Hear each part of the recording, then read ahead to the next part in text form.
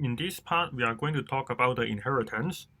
So first, we are going to create an animal class.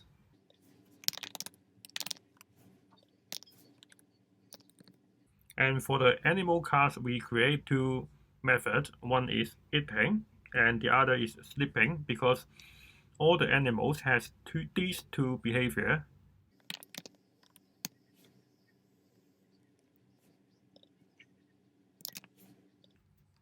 And then inside the method, we print line with animal eating. Then the other method is sleep. And then we print line animal sleeping. Now we create another class called dot.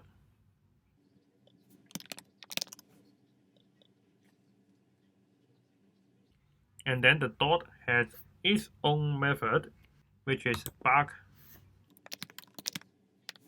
And then we pinline the dog barking. So now we create the main Java. And then first we create a dot object.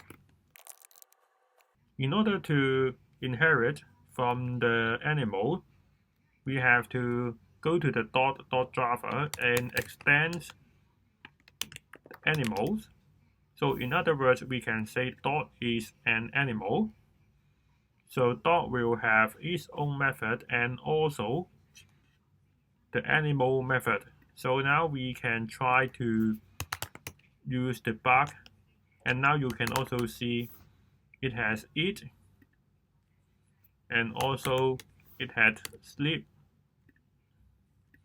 So now if we run the program, you can see the dog is barking, animals eating, and animals sleeping. We should use the dog barking. So this is how the inheritance works.